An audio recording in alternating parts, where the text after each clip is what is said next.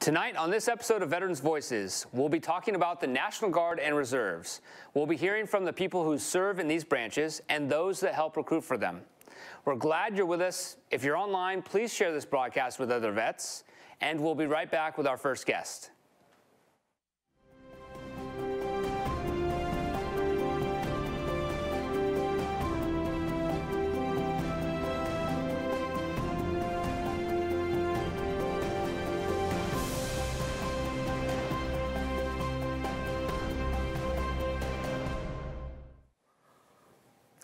Welcome. I'm Nathan Johnson, the Contra Costa County Veterans Service Officer, and I'm joined by my co-host and Gold Star father, Kevin Graves. Thank you, Nathan. Hey, Kevin. It's good to be here tonight. The Veterans Voices mission is to serve the community by sharing and discussing veterans issues and connecting vets and their families to resources. If you're watching tonight and would like to share something or ask a question, please call us at 925-313-1170. Our phone lines are open, and we encourage you to call in. We need you as a part of this conversation tonight. You can also send us an email at veteransvoices@contracostatv.org or connect with us on Facebook at Veterans Voices 1. Now we'd like to welcome our first guest, Staff Sergeant Christopher Cronkite. Staff Sergeant, welcome to the show. All right, thank you for inviting me. It's a pleasure to be here. Thank you. Well, it's good to have you here. Tell us a little bit about your military service. All right, so I've been in the Marines about 17 years now. I'm an avionics technician on the V-22 Osprey. That was my initial assignment. I was stationed in North Carolina for about 11 years. And then I was assigned to the Boeing plant in Philadelphia for 3 years, where they actually build part of the Osprey. And then for the past 2.5 years, I've been here as a Marine Corps recruiter here in the Contra Costa County area. Yeah, well, we appreciate your military service. So tonight we get the opportunity to bring a spotlight to the Reserve and National Guard force, which exists right here in our own community. And you're a recruiter, so I would imagine maybe people come to you, 18-year-olds, 22-year-olds come to you and ask the question, what is the Reserve? So if people are interested in joining or just interested in knowing about this component of our military, how do you answer that question?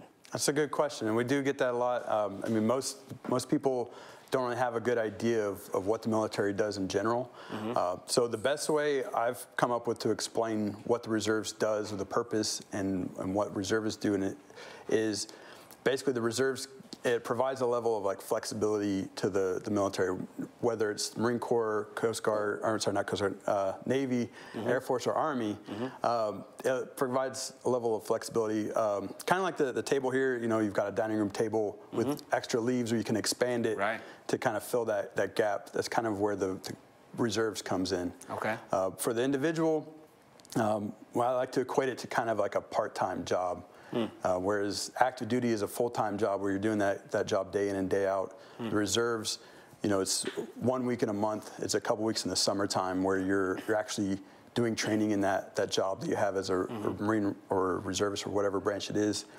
And then the rest of the time you're doing whatever your normal thing is. Some people want to go to school while they're doing Reserves. There's some people that are maybe working law enforcement and they like it aligns with that part of it, or maybe they just want extra experience. There's a lot of different reasons and a lot of different benefits that kind of go along with that. School is one of the big things. Is it's kind of set up a lot for college students. Mm-hmm.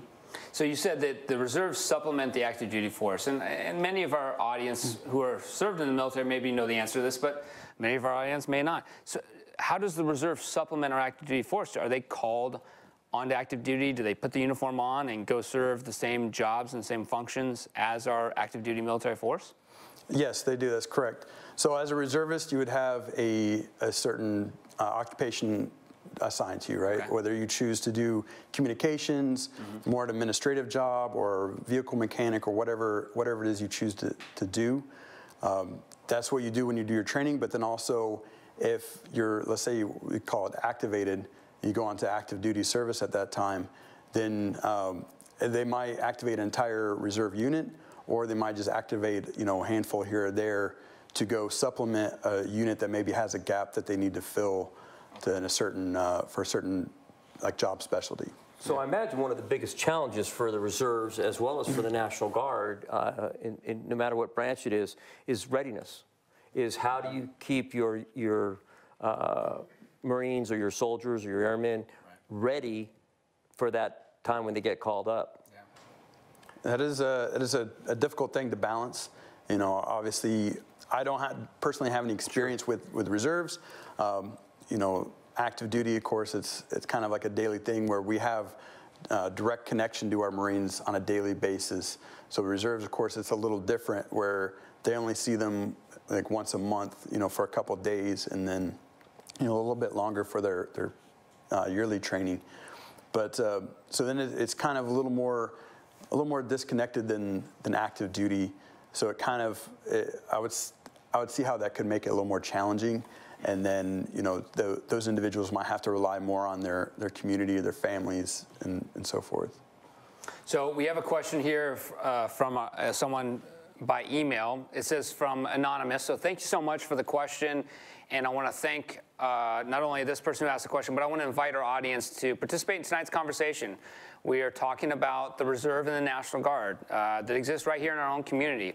So what is the oldest you can be to sign up for the reserves? Is this something similar to military where there's a minimum age and a maximum age, or can anyone join and be a member of the reserves? Yes, there is a minimum and maximum age. It's going to depend on the branch.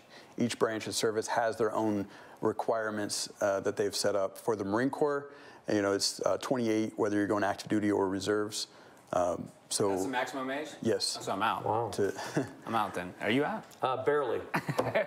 Barely out. Yeah, I just missed it by a year or so. I know someone good for you, though. I'll talk to you about that later. All right. Sounds good. Yeah, so the other branches, they have slightly different requirements, so I can't speak on those. But so the best thing, anybody that's interested, I would say the best thing to do is talk to a recruiter in your area, get in touch with them, and, you know, they can tell you specifics about their branch. And also, what we do as recruiters is we talk to people on an individual basis about their, you know, their situations, their personal life, their personal situations, what they're looking to accomplish, and how, whether it's Marine Corps, Army, Navy, Air Force, whatever it is, how joining the service and serving the country is actually going to help them accomplish those things and be a good fit for what they want. I guess that's a good question. Do all branches of the service have a reserve component? Yes, other than, I don't know about the Coast Guard. I'm not really familiar with that. But Army, Air Force, Marine Corps, Navy have yes, from my understanding, they do. How the extent of it, I don't know. Right. Are you familiar at all with what units exist here in our community, here in Contra Costa County, in terms of, do we have Marine Corps Reserve? Do we have Army Reserve, National Guard? I'm familiar with the Marine Corps Reserve Unit here in Concord. Okay. It's the 5th Anglico, located on Willow Pass Road. So I know they have like a motor transport section. They maintain vehicles. Yeah. As far as their exact role, what they do there, I can't speak directly about that. We'll have some other guests that will probably get into those details. And I can speak to the Army Reserve. We have Camp Parks, which is the largest Army Reserve base in California. Camp Parks Reserve Forces Training Area, which does actually, we have Marines on Camp Parks, as well as some different branches that are there. There's a National Guard Armory there, but that's one of the largest Army Reserve bases in the area. And they have military intelligence, and they have, you know, mechanics. They have all different types of units there. Right. So here we are interviewing Christopher. We forgot to mention, Kevin, that you're in the reserves. I'm in the National Guard. Well, I'm in the Cal Guard, which I augment the National Guard. So tell our audience a little bit about that. Well, and you know, there's an armory right down the street here in Pittsburgh, which is where I am stationed. I'm the chaplain assistant there with the 185th MP Battalion. So that's a big part of the Guard in California, our MPs, because they augment under natural disasters or civil unrest and that type of thing. We augment the police forces in the area, and then we have a lot of search and rescue. Our Air Guard is one of the 144th Air Wing out of Moffett Field is another reserve component that's here in the Bay Area. They do a ton of rescues off of ships. I don't remember if you remember a couple of years ago, there was that family that were out on their sailboat and they had a little kid, and they flew out there down in the Baja and picked them up and got them off the boat. So they're doing search and rescue all the time. So the reserve units in California and the Guard do a lot to integrate with the community in which they serve, because they live here. quick question, since most of our, not most, a good portion of our audience is probably veterans. Is the option of joining the reserves, and do you think that the mission of the reserves, I'm asking both of you, do you think the mission of the reserves is a good mission for someone who maybe has served previously on active duty? Is it a good way to stay connected to maybe the camaraderie component of the military, to stay connected to the maybe continued community service? We have about a minute for that question. It definitely can be. You know, there are some people that will, you know, they'll do their service, they'll get out and decide that they miss it and they want to come back in. Some of them maybe not, active duty might not be the best fit at that time, but the reserves could definitely do that. I don't know that, my sense, and I can't state it as a fact, but that a lot of our reservists are prior service. I know in the State Military Reserve they are. Most of the people that serve in the State Military Reserve are prior service because they just love putting on the uniform. Okay, got it. Even on a temporary, even if it's just part-time. Yeah. Staff Sergeant Christopher Cronkite, appreciate you being on tonight's show. Appreciate your service. Wish you the best of luck. You're going to move on to North Carolina here very shortly after completing your recruiting tour. So best of luck to you. Thank you. Thank you for having me. Thank you for your service. Appreciate it. Thank you for staying with us. Are you out there with your own experiences related to our topic? We encourage you to call in, be a part of the conversation. We'd love to hear from you. You can call us right now at 925-313-1170. We're also broadcasting on Facebook Live where you can send us a message. Next up, Ryan Berg will give us a chance to connect with veterans about toxic masculinity at the Martinez VA Clinic and our Vet on the Street segment. Let's watch. Hi, I'm Ryan Berg, host of Vet on the Street. Our segment this month is focused on toxic masculinity. We recognize this topic may invoke strong feelings for some. Our intent is not to promote one view over the other, but to provide you with the veteran's perspective on this topic. I hope that you enjoy. Sir, Gillette put out a new video about masculinity, and it's kind of got social media on the uproar. And so what comes to your mind, or how do you feel about toxic masculinity, or masculinity that doesn't necessarily serve men or women? What do you think? Well, right now, you know, see, it's funny because now you have a lot of the LBG community, T community. We fight so you can do that. You know, you go to the other countries, they'll kill you for that. You know what I mean? And as far as masculinity, I think men mask it a lot. A lot of soldiers mask it now because they don't feel like they want to be that hero anymore. You know what I mean? So it's nice to have family and something to come back down to. That's probably the best male masculinity you'll have is a man who has a family. You know, especially a veteran. Because it's so hard to have families as a veteran. Your spouse has to put up with a lot. You know, they have to put up with a lot of crying, a lot of nightmares, a lot of emotional impacts. What do you think about the kind of masculinity it's low life? It's low life, and it's intrusive, and it's low life. Thanks, sir. Hey, what do you think about Gillette just came out with a new commercial, and people are a little flustered about that. I don't know if you saw it, but essentially it's pointing to toxic masculinity in our culture, or the way that some men behave that doesn't necessarily serve men or women. What comes to mind? How do you feel about the term toxic masculinity when I say it? I don't think it's good at all. I think we should respect all women. I believe that women are a gift from God, just like children are, you know. And but they need to know their place too, you know. What do you mean by that? What do I mean? Like as far as the man being the head of the household, you know, and listen to their man, you know, And then men, you know, they got to treat their women with respect too, you know, and sit down to agree on one thing, you know, instead of bickering and fighting over something, or getting even with each other, you know, because they don't like what their partner did, you know, or disagree, you know. So women, in your view, need to listen to men and do. If they have a good man, you know. I mean, there's a lot of men out there that are pigs too. You know, they treat women like crap.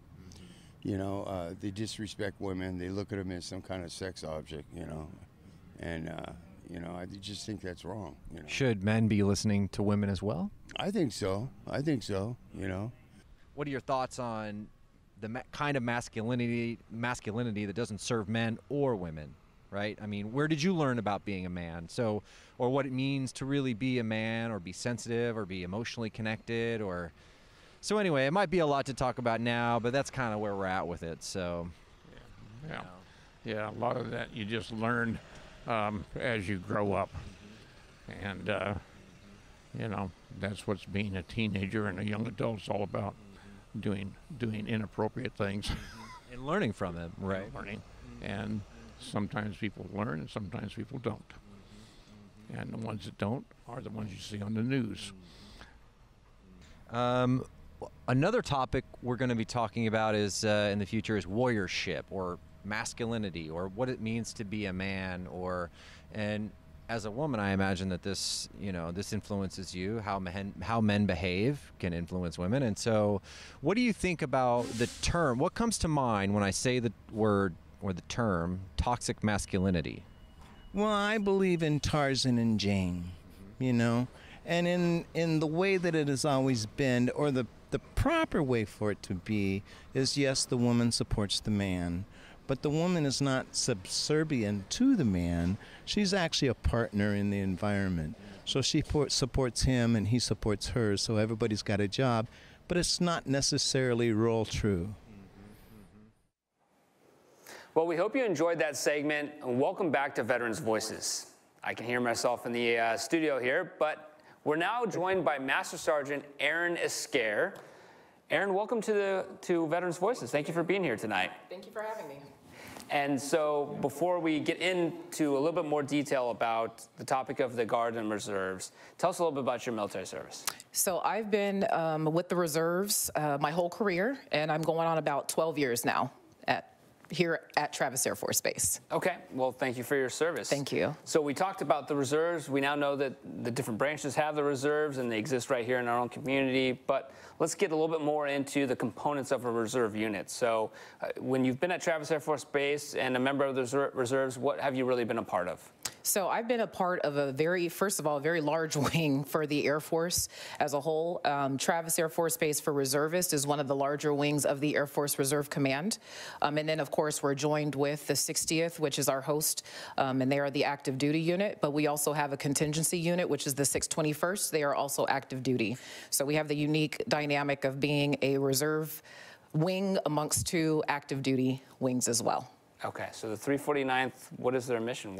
So the 349th, mostly as reservists in general, we are a deployable force. So everything that we do to train is with the mindset that we will go out the door first, which a lot of people may not really truly believe, because active duty, it seems like it's an active duty mindset where they'll go out the door first, but actually we train to deploy. So our mission with the 349th is to pretty much do the same types of jobs that our host wing does with the 60th as well. So we provide airlift capabilities. We do have three. What's that mean? So let's break it down here a little bit. Because of the type of aircraft that we have at Travis, we are also dubbed the gateway to the Pacific. So we do provide airlift through the different airframes that we have. You fly big planes. We do. They're big planes. Do you planes. fly? So we have the C5 at Travis. We also have the C-17 as well, another cargo plane, and then we have the KC-10s, which are our aerial refuelers. So these are the kind of planes you can open up and put vehicles in them, and vehicles, people.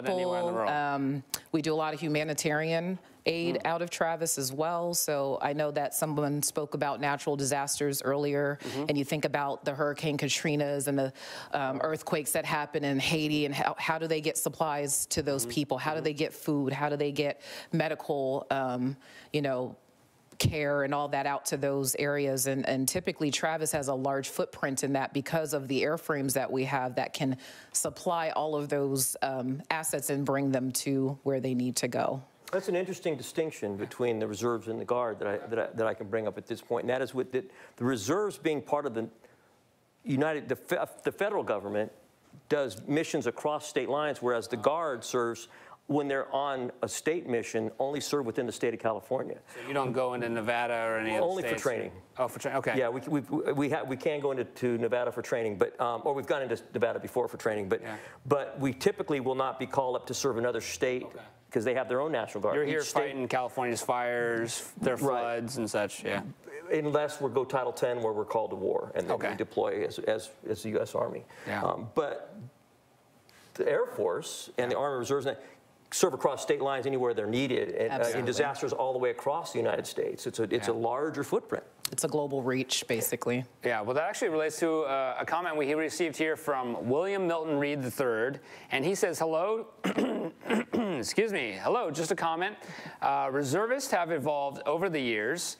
In my case, I deployed in an active duty slot. Additionally, we do more than 1 weekend a month, 2 weeks over the summer. So is there truth in that? There is. So typically, depending on the type of job that you also have, will determine basically your commitment level, right? So you talk about the fact that we have airframes. Well, we have air crew that flies those planes, and the way that they train definitely requires more than just the 1 week in a month and the 2 weeks out of the year for their flying currency.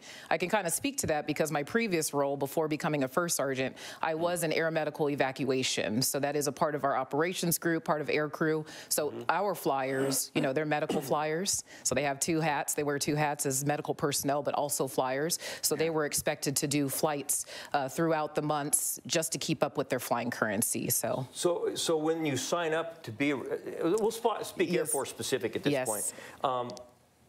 Your commitment may be greater than other MOSs or other jobs within the Air Force. Some have a greater requirement of your time, which makes it difficult to augment your income with other jobs, I guess, too. Yeah. So, and the thing is that when you go into these jobs, you know, most of the time, from what I understand and what I've heard just throughout my time in the reserves, you know, they're pretty forthcoming with, once you get a job and you select a job, what that actual commitment level will be. So for instance, I'm a first sergeant.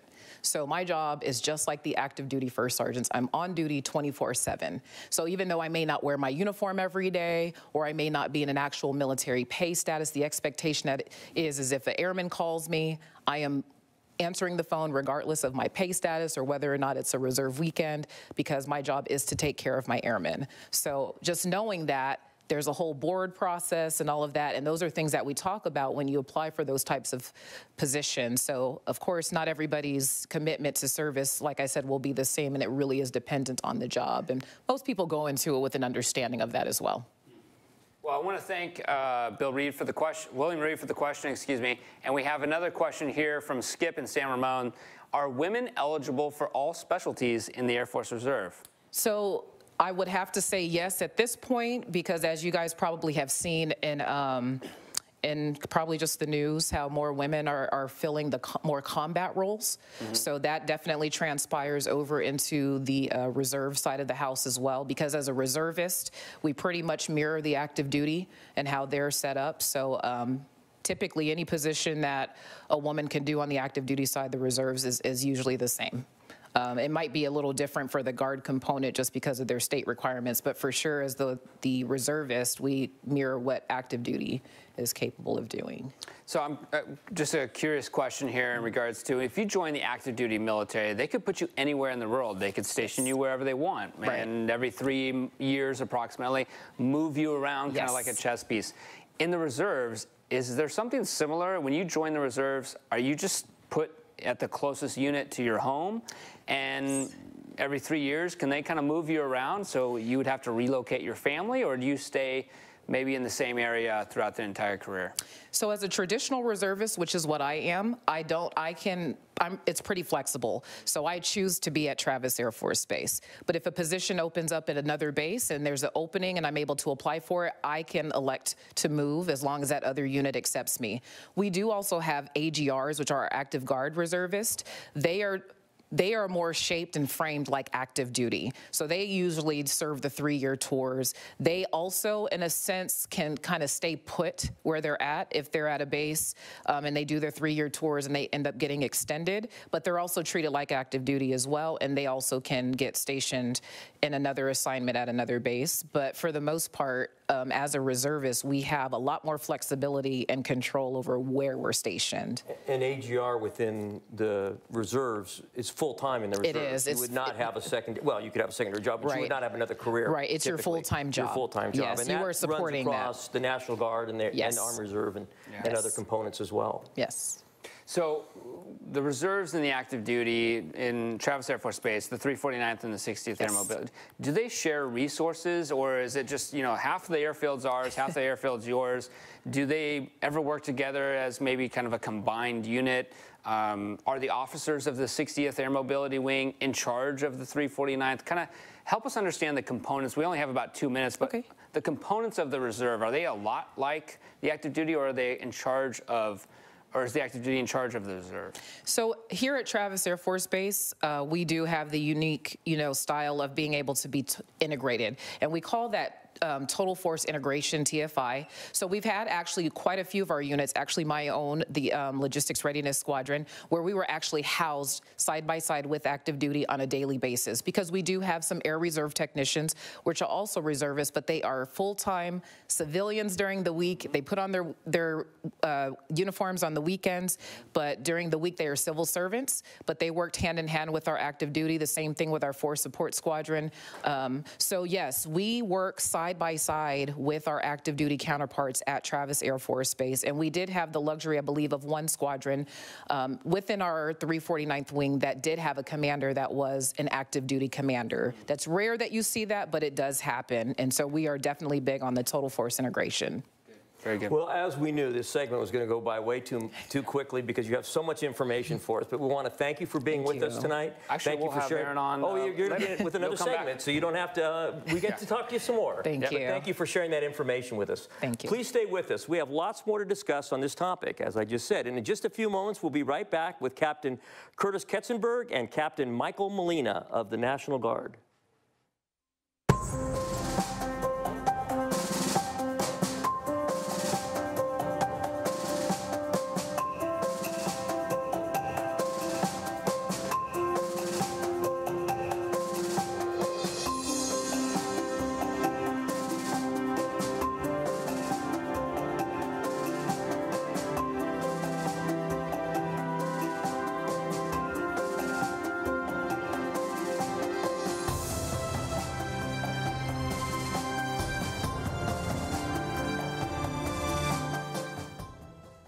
Welcome back to Veterans Voices. We're now joined by Captain Curtis Ketzenberg and Captain Michael Molina. Thank you, gentlemen, both for being here. Before we get even further into this conversation, tell us just real quickly about your military service. My service is a little bit unique, that I started off in the Army Reserves for 5 years, then went active duty for 4 years, and then been with the National Guard for the remaining 3 or 4 years or whatever it's been. I lost count. Total about 15 maybe, huh? Yeah. And you're a captain in the National Guard? Roger. California National Guard? Yes. Yeah, my service time, I've been in for about 18 years. I've been with the California Army National Guard the whole time. I started enlisted, and then I commissioned in about 2010. Been with the Military Police Corps for about 15 years, and I just switched into behavioral health this last couple of years. Very good. So we've kind of started very broadly here, and we're kind of working our way down to understanding a little bit better the National Guard and the Reserve. And so the two of you represent a very specific component of the National Guard, the behavioral health component. And in fact, you're funded by Prop 63, which is the same funding source for our show here at Veterans Voices. So what does the National Guard do in terms of behavioral health? I always picture them guarding the borders, helping out with floods and disasters, but I never thought that behavioral health would be a specific mission that would be a priority for the National Guard. So what do you guys do?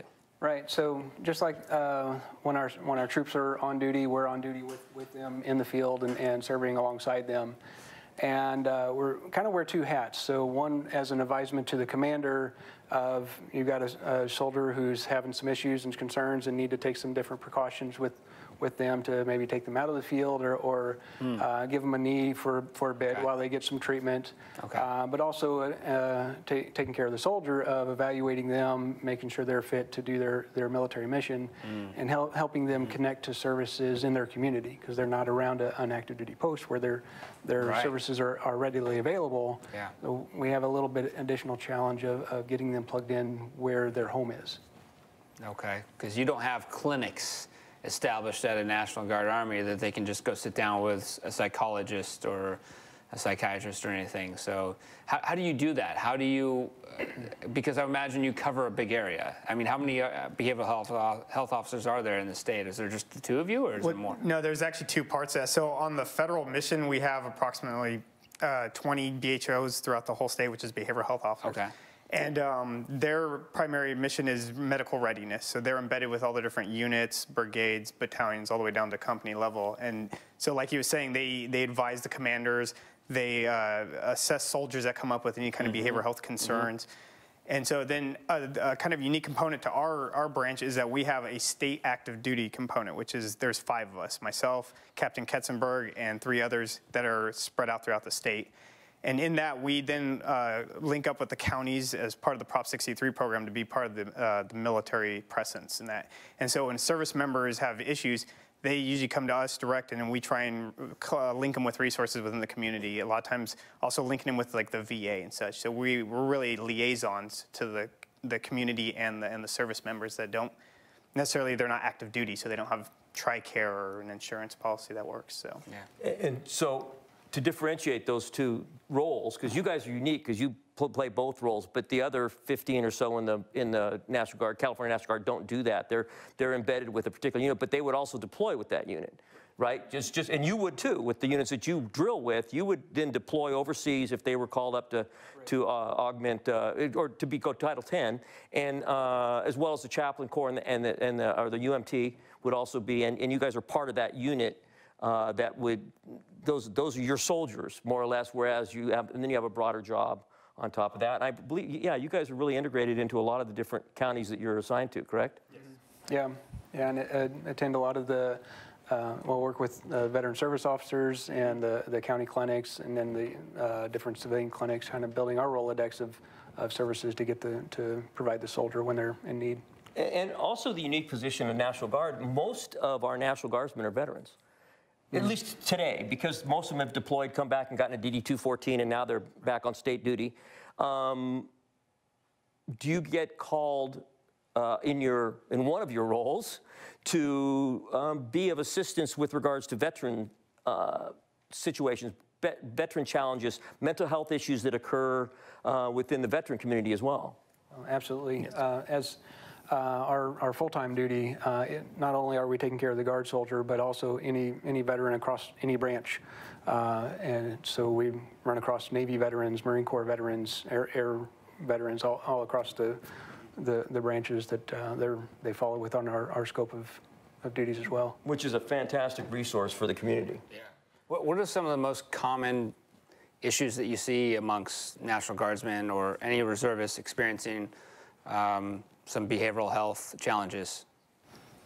So kind of two ends of the spectrum. So the trends that we've been seeing is the soldier who deployed 10 years ago, 12 years ago, that there's been kind of white knuckling their issues for that long, and they're just kind of coming to the realization that I can't deal with this anymore.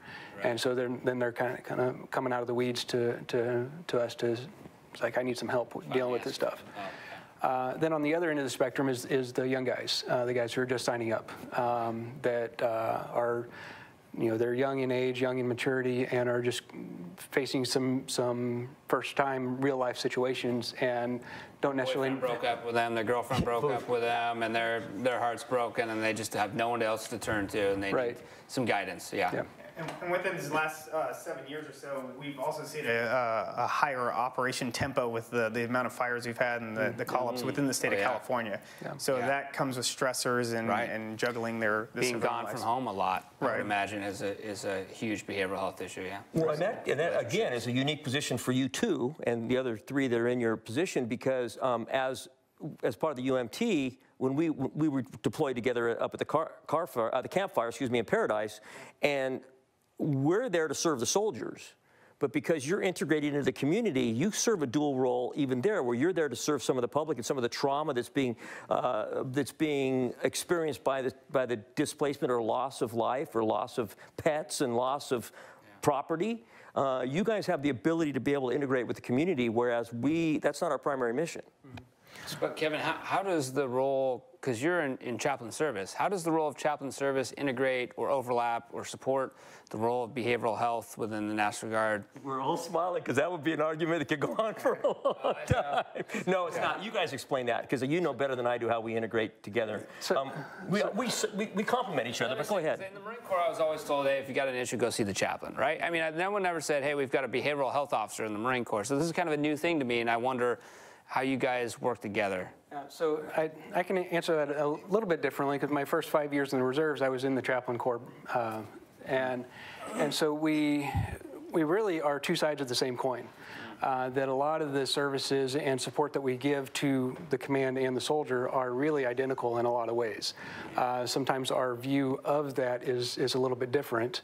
And, you know, we have a little bit more medical mindset where the chaplains have a little more religious or support role in that. But they're very much two sides of the same coin. Some of the logistics are a little bit different as far as, you know, when we, you know, as terms of confidentiality, we have some different rules than the chaplains.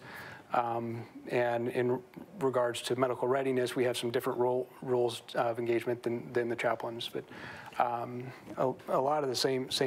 So we report to the command. We also have a direct line. We're in the command special staff, so we also report to the commander of issues. A lot of ours is spiritual support and moral support more than medical support. And when we find a individual who's struggling, and we immediately see, hey, there's probably a mental health, we'll immediately just pass them off to behavioral health. It's just more eyes on the unit is really what it is. So when you've got the chaplain and chaplain assistant with eyes on the unit, you've got behavioral health officers with eyes on the unit. And being a chaplain assistant, the unique position I'm in is I'm not an officer. So I tend to sometimes be more approachable because people are afraid to tell, but I just guide them. I don't give any counseling. I just guide them to where they need to be. But I think we complement our services a lot in how we provide. And last question, support. Michael, are there different layers to this behavioral health? Are there, say, social workers and psychologists and psychiatrists? Is that all part of this behavioral health component in the National Guard? Yes. So there's different MOSs, but they're all under the behavioral health flag. So you do have psychiatrists, psychologists, social workers, and then we also have what we call our assistants, our 68 X-rays, which are more medical. They're kind of our enlisted component that can go out in the field and hang out amongst the soldiers and such, so they're more approachable than the officer corps necessarily. So it's a wide range for an MOS. Good. And so we had a question earlier that I want to kind of address, and it's okay if you don't know the answer because the question just kind of came in. Do you know what the maximum age is for anyone who wants to join the National Guard? If they want to be a part of the Behavioral Health Corps, can they? I'm 38. Can I join the Behavioral Health Corps in the National Guard? Any idea? So we were talking about this earlier, but I think for the Army National Guard anyway, it's around 35. Okay. But maximum. Yeah. For the State Military Reserve, I think it's 90. Well, but State Military. It's come down. It was up to 45 during the war, but it's come back down to 35. Wow. Okay. Yeah. I guess I better just go hang out the VFW then. Yeah. They do take age waivers with prior service too. So. Oh, okay. Okay, it still helps. Okay, gentlemen, thank you both for being on the show tonight. I appreciate your mission and appreciate your service and fulfilling that very important duty, helping out our National Guard in their behavioral health issues. Thank you. Thank you. Thanks, guys. Next up, we'll continue to talk about what it's like to be a reservist. There is still more to learn about this topic, so stay tuned.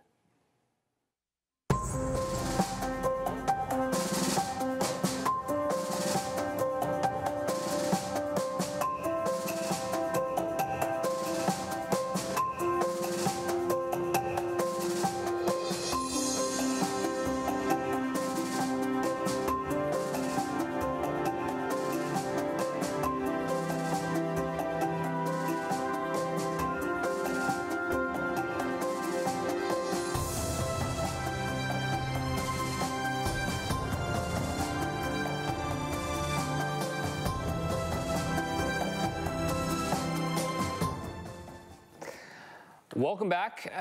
We're grateful that you've continued to join us for this episode. Very important topic on Reserve and National Guard. And we have a new guest. We'd like to welcome Master Sergeant Jason Graves and welcome back Master Sergeant Erin ESGR. And just for clarification, we're not related. That we know of. I didn't even put that together. He's not rich, so there's no benefit to that. Yeah, we're not related then. So this is our last segment in covering the National Guard Reserve topic, and this is probably the last opportunity for our audience to jump in on the conversation. We've had some great questions, and there's an opportunity for you to make a phone call or leave us a comment or question on Facebook or by email. But we want to get down to what the individual experience is like. The two of you have been in the reserve for several years, and I never served in the reserve. Kevin, you served. So between the three of you, give our audience an idea of what it's like to be a civilian Thursday or Friday, and to put a uniform on and be a soldier, to be a Marine. Not that necessarily that identity goes away, but I guess maybe the focus changes a little bit. You've been in for 18 years? 18 years, a little bit over 18 years. So you've done it for a long time. It's a challenge. It is a challenge. Like they say, for a child, it takes a village to raise a child. It takes all aspects of your life to come together to be in the Marines, in the reserves, and be successful in the Marines. School, if you have to balance that, work, family. Luckily, I have a great wife, been married for 7 years, 2 kids, and while I'm away, she just seamlessly does all the work. And it's a big help knowing if you're overseas for someone to be able to step up and do that. So you have to maintain a closet full of suits and press uniforms, right? Because you could put any one of those on at any point. So tell us about your service in the Marine Corps. Thank you. And how you serve in the reserves. So I've been in a little over 18 years, joined boot camp Christmas night 2000. Currently in Concord, California, 6th Anglico, Air Naval Gunfire Liaison Company. I'm a Master Sergeant, which I do the Log Chief billet, which is pretty much like a company gunnery sergeant. So I get the troops where they need to be, what they need to be, with what they need to be, weapons, ammo, vehicles, personnel, everything needs to go there. I make sure I get it there. And it's been challenging, but it's been very rewarding. And what do you do when you're not doing that? So I have a full-time job. Been at Gillig in Livermore for over 10 years. Right. They've been great with me. I've missed 2 years, 2 deployments, Iraq, Afghanistan. They've held my spot, held my desk. Coming back, very good company. I've also been to school, had to leave for school as well, and finally graduated, but Cal State East Bay, back then Cal State Hayward, they've been very good and accommodating as well. And Erin, we know you have a day job. It happens to be on Travis, but tell us a little bit about your day job. So I actually just started a brand new position today at Travis Air Force Base, but I have been in civil service since 2009, first serving in the capacity as a medical administrator at David Grant Medical Center. And then I moved on to the JAG and became a paralegal working medical claims. And just today I started as the wing exercise planner for the 349th Air Mobility Wing. So it's interesting. So we have kind of 2 different things going on here. We've got a completely civilian job, mixing with the Marine Corps, and then somebody that's privileged enough to be able to work for airmen even when she's doing her day job. Yes. But this example is more similar to what we have in the National Guard. What Jason does, What Jason does is very similar to that. Sorry to interrupt, but we have a caller. We have Michael from Pleasant Hill. So Michael, I don't know if you're with us now. Yes, thanks for taking the call. Yeah, absolutely. Do you have a comment or question? Go ahead. This is the second time I've seen your show. Just want to tell you that I really enjoy it. Quick question. I'm 53 years of age. Is there a reserve or any volunteer that I can participate in at this age? Yeah, absolutely. I would go to the Cal Guard. Just Google Cal Guard. At 53, you're not going to get into the Air Force or the Marine Corps, but at the Cal Guard, Google Cal Guard, there's a tab on there that says California State Military Reserve. Okay. And they'll put you in touch with a recruiter, and you can be in next week. Cal Guard. Excellent. Well, thanks so much for taking the call. Absolutely, Michael, and we appreciate you watching the show. And so that's what you've done, Kevin. So you serve in the State Military Reserve. In fact, your uniform's in the next room. We were trying to encourage you to wear it tonight, but I was 53 when I joined. Yeah. I joined after my son was killed. I didn't have any prior service, and so I felt it was important to understand what the camaraderie of being in the military is, and it's awesome. It's a great way to serve. So that's a good question. Do you think that anyone really understands what you do? I mean, from the civilian capacity, maybe your neighbors, maybe your civilian employers. Do they ever ask questions about what you do on the weekends? And do you think that they really get a good understanding of what it's like? Well, there's a lot of work behind the scenes, so I probably spend a good hour a day doing military work. So they definitely don't understand that, but they do. My coworkers, supervisors, really good about inquiring what I do on the weekend, and I, say, hey, I went camping, hiking. We sleep without tents, right? No tents, even if it's raining. Take a fighting hole, sleep in there, shoot from 500 yards, and they're like, oh my goodness, wow. And after 18 years, it's pretty much. I mean, I've been doing that for a while. So, but to them, it's new and exciting. So. They get a general concept of it. It's new and exciting. How else is it rewarding? I mean, you obviously do it to honor your son, right? But what do you get from it at the end of a Sunday when you've just worked for 48 hours straight, you're tired, you're hungry? What do you walk away thinking, I'm going to do this again a month from now, and this is why?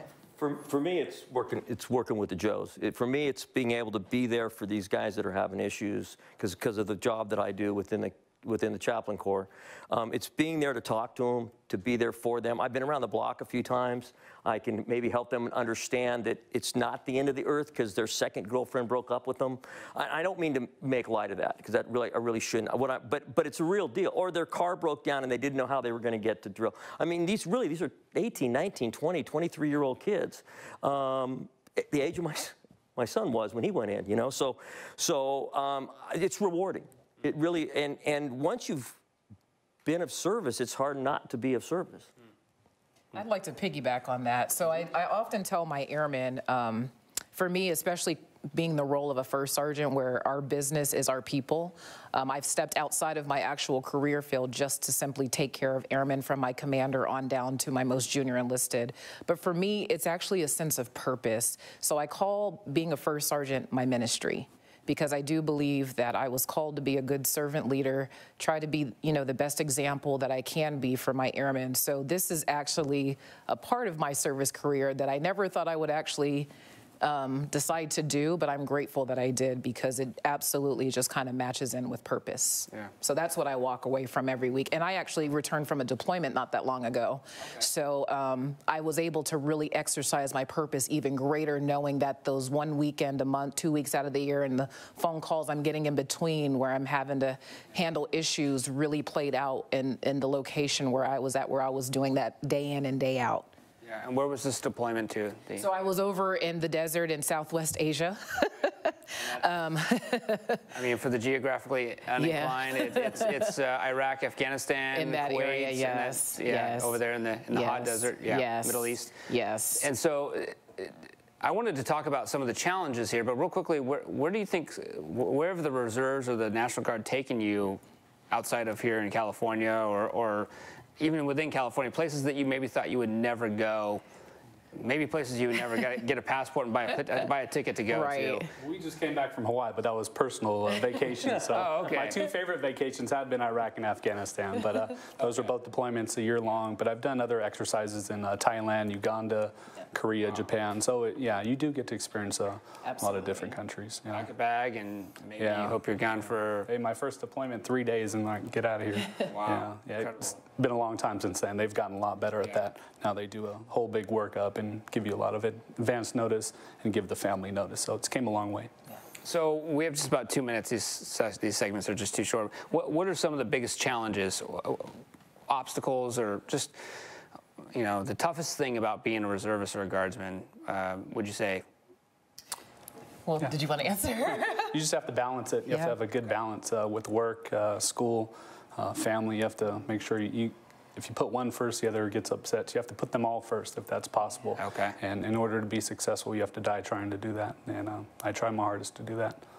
It's really difficult when you get that newsletter and it's got your dates of all your drills in it, and all of a sudden you had a 4-day drill when you thought it was a 2-day drill. And it's very challenging because it does affect your job, and it does affect your family life, and it does affect what plans you may have made with families or friends, and it's just a priority thing, and it's a privilege, but there is some sacrifice that goes along with it. You're going to miss some birthdays, some kids' birthdays. Birthdays tend to be on weekends, right? I mean, even if it falls on a weekday, it's celebrated on a weekend. Yeah. I think for me, because I'm a single parent, so I am very blessed to have community around me that assists me with that, with my service, because the balance definitely is probably the biggest struggle in just putting everything into perspective and priority. Well, we want to thank you guys for sharing a little bit about your personal life too, and making this real for our audience, and explaining the challenges that go along with it. And thank you again for your service. Next up, you guys look sharp. I just want to mention that. I mean, you got to look at like the way that. Wearing my uniform. I feel underdressed. I don't know. Yeah, so do I. Next up, we have a special segment to learn a bit about the county library's very important adult literacy program.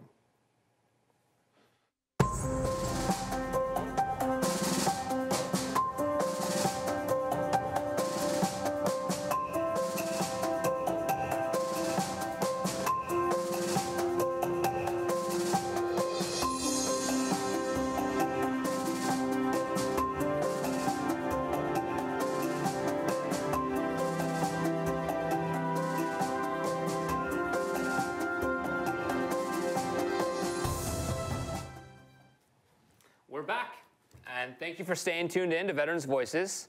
So we're done talking about the National Guard and the Reserves, but now we have a representative from the Contra Costa County Library. Welcome, Megan Brown. Hi, I'm glad to be here. How you doing, Megan? Good. So Megan, you're here to represent a very important program within the county library system. Tell us a little bit about that program. Sure. So the program is called Project Second Chance, and we offer free confidential tutoring to adults who read, write, or spell below a 6th grade level. And the tutoring is done by volunteer tutors who we train.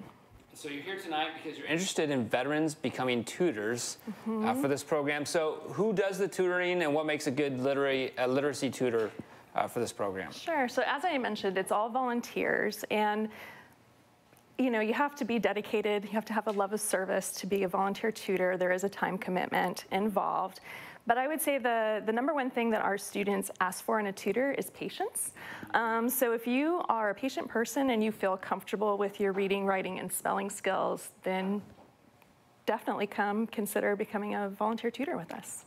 Is there any other way that somebody could volunteer within the program, even if they felt they weren't maybe qualified? They didn't have enough confidence to be a tutor? Are there other positions that they could volunteer with you with? We don't have other volunteer positions within Project Second Chance. The library does have other volunteer opportunities, which folks can find information about on the website for the library.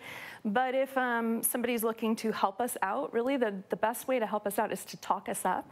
You just never know who you're talking to who might actually struggle with reading, writing, and spelling. For instance, we had a coworker whose car was put into service, and the shuttle was driving her to work, and she was telling a fellow passenger about what she did, and when she got out of the car, the driver asked for a card because he struggles with reading. So you just never know. So talking us up is a big help. And I think it's good to talk about it in a general way so you don't make the person feel uncomfortable, but yet still get the information across. Exactly, yeah. So I believe veterans really like to plug into ways that they can serve their community. So let's help our audience understand how big of a problem or issue is this. I don't think folks really have a good understanding of how many people struggle with things like literacy. Well, for instance, in Contra Costa County, there's about a 12% of the population who struggle with reading and writing. They can't read basically above a basic level. So it is out there. We serve about 170 students a year. So it is definitely in our community. Yeah. So just approximately the county is about 1 million people. So you're saying there's well over 100,000 people who really need this kind of help. Absolutely. So there's plenty of room for veterans to get involved as tutors. We always need tutors. Yeah. We have about 1.5 minutes here. Do you have a success story of how you mentioned the person at the gas station, but how someone has sat down with a tutor and improved to a point in which they felt that they benefited from the program? I do, actually. I actually brought a book with me. One of our students worked with a number of tutors, and he struggled with reading and writing, and his name's Ike. And he actually worked for the U.S. Naval Weapons Station in Concord, and his tutor introduced him to poetry, and he just became a real prolific writer. And so he actually has written quite a number of poems about honoring veterans. Okay, that's fantastic. What are the requirements for being a tutor? What do you need to have in terms of qualifications? So you need to go through a 14-hour training. The staff, including myself, do the training. And you need to be 21 or over. And you have to commit to 2 lessons each week that are about 90 minutes long. And there's a year commitment up front. Where do we sign up? If we want to be a tutor, Yes. where do we go? Where do we start? You're always welcome to call the offices. Our phone number is 925-927-3250, or you can go to our website, which is ccclib.org/PSC. Well, I'm glad we got the word out there, and thank you for coming and telling us about the program and making us aware of the challenges that some people have. Thank you for having me. Thank you, Megan. Tonight, we have the privilege of displaying a framed image taken from our coordinating producer, Ryan Berg's first deployment in Iraq, 2004. Below the picture, it reads, U.S. Marine from the 2nd Battalion, 24th Marine Expeditionary Unit is silhouetted against the sunrise as he rides on a truck, leaving the forward operating base, St. Michael, in the central Iraqi city of Mahmudiyah, Iraq. We honor the 16 men that were killed on this deployment. Thank you, Ryan, for allowing us to display this on our set tonight. Thank you for tuning in to Veterans Voices tonight. We wanted to leave you with a few events and resources. As a reminder, all of these can be found on our Veterans Voices website. Military ONESOURCE is a website providing 24/7 support for military personnel, spouses, family members, and survivors on taxes, moving, spouse employment, MWR, and more. Learn more at militaryonesource.mil.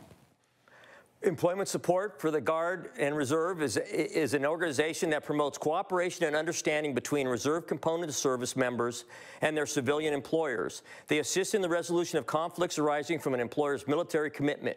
Visit ESGR.mil for support. The National Guard Family Program exists for the sole purpose of supporting and educating families along the path of their National Guard life. In each state, there is a state family program director and a full staff to support you. Go to jointservicessupport.org/FP to take full advantage of any and all services available. Our show tonight is dedicated to recently deceased Marine Dale Cook. Dale was a legend in the world and our local community. He was wounded in the fight for Iwo Jima and was one of the last survivors of that battle. He started Marine Corps League Post 1155 in Brentwood and was deeply involved in his own veteran community. As Marines say, Dale now stands on guard at Heaven's Gate. We love you, Dale, and will always remember your sacrifices and service. Semper Fidelis. To rewatch tonight's episode, check back on our homepage later this week or check your cable provider's schedule for broadcast times. You can also rewatch this episode and many others on our YouTube channel, Veterans Voices of Contra Costa. So be sure to subscribe. Our next live broadcast will be Monday, April 15th at 7 p.m.